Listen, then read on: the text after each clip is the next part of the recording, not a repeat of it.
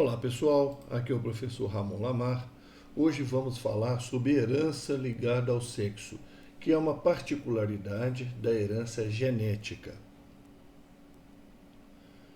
Normalmente, quando a gente estuda genética, os casos mais simples são os genes que se encontram nos cromossomos comuns, nos chamados autossomos.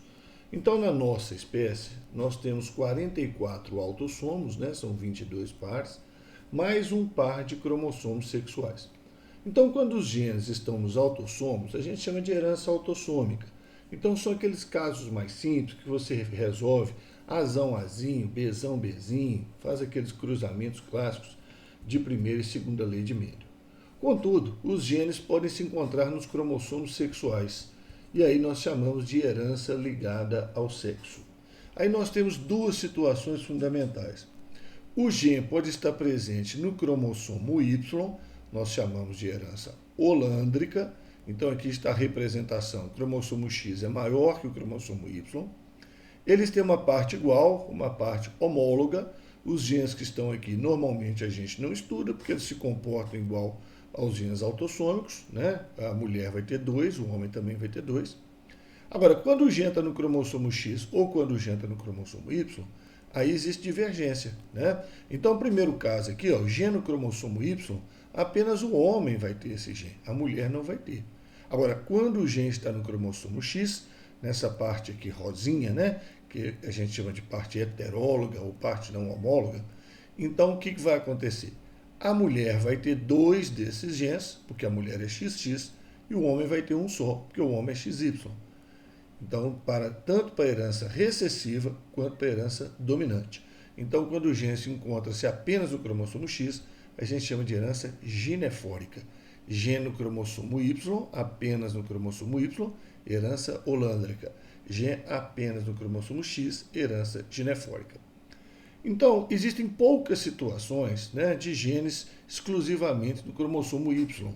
Uma que é muito falada nos livros é a hipertricose auricular, presença de muitos pelos na orelha, mas isso não é considerado mais hoje em dia uma herança holândrica. Então existem, por exemplo, alguns genes relacionados à formação do espermatozoide que só se encontram no cromossomo Y. Evidentemente, a mulher não vai apresentar problemas, né, em relação à produção de espermatozoide, porque a mulher não produz espermatozoide. Então vamos imaginar aqui um cruzamento: uma mulher normal, dois cromossomos X, um homem afetado, né, ele tem um cromossomo X, e no cromossomo Y tem o gene afetado, o gene responsável pelo problema. Que aqui não interessa se é dominante ou se é recessivo, porque ele vai ter um alelo só, então não vai fazer a menor diferença esse conceito de dominância e recessividade no caso da herança holândrica. Então o que vai acontecer? Nesse cruzamento, X da mãe com X do pai, né? Vermelho aqui, ó, nasceu uma menina normal. X da mãe com YA do pai vai nascer um menino afetado, né? Com a característica, por exemplo, um problema na produção de espermatozoide. X da mãe, X do pai, menina normal. X da mãe e o Y com o gene A do pai vai nascer um outro menino afetado. Ou seja, a herança passa do pai para todos os filhos do sexo masculino. Para todos os filhos do sexo masculino. Por isso que é chamada holândrica. Holos quer dizer todos, andros quer dizer homens. Então passa do pai para todos os seus filhos homens. Tá certo? Bom, a herança ginefórica aparece muito mais em prova. O gene está no cromossomo X, ele pode ser recessivo ou ele pode ser dominante. Então o gene recessivo, XAzinho, por exemplo, está localizado no cromossomo X, a mulher então vai ter dois, o homem só vai ter um. Exemplos de condições genéticas determinadas por genes recessivos são o daltonismo, a gente fala um gene XDzinho, a hemofilia, dificuldade de coagulação do sangue, né? XHzinho. Existe uma doença que aparece muito em prova, é a distrofia muscular do gene, que seria um XDzinho também, né? Determinante dessa condição. Tá? Muito bem. Vamos pegar um exemplo aqui para daltonismo. Vamos pegar um exemplo para daltonismo. Eu tenho uma mulher portadora. O que é mulher portadora quando a gente fala em herança genética? É mulher heterozigota. Mesma coisa, tá? Então ela tem o XDzão e o XDzinho. Quer dizer, ela tem o alelo normal, né? Que não causa o daltonismo, e tem o alelo XDzinho que causa o daltonismo. Então ela é normal, mas ela é portadora do gene, ela carrega o gene. Ela não apresenta daltonismo, mas ela pode transmitir para o descendente. E o homem normal, evidentemente, só pode ser XDzão Y. Só pode ser XDzão Y. Lembra que o gene só está no cromossomo X. Não coloque o gene no cromossomo Y, não. O gene só está presente no X.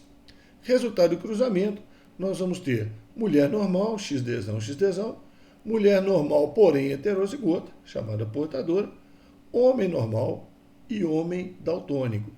Veja que nesse cruzamento, que é muito comum em prova, mulher portadora, homem normal, se nasce uma criança afetada, obrigatoriamente ela é do sexo masculino. Ela é do sexo masculino. Ela recebe o Y do pai, que não carrega o gene, e o XDzinho, que é o gene problemático, o gene deletério, que vem da mãe. Veio da mãe, estava localizado na mãe. O local foros era a mulher, gine. Então, veio da mãe é ginefórico. O gene veio da mãe, o gene que causou o problema nessa criança aqui, daltônica. Quando o gene é dominante, exemplo, um XBzão, né? Também está localizado lá no cromossomo X, e aí é herdado também da mesma maneira que o recessivo. Só que, é claro, o efeito é diferente, pois é um gene dominante. Algumas condições determinadas por genes dominantes do cromossomo X são o raquitismo hipofosfatêmico resistente à vitamina D.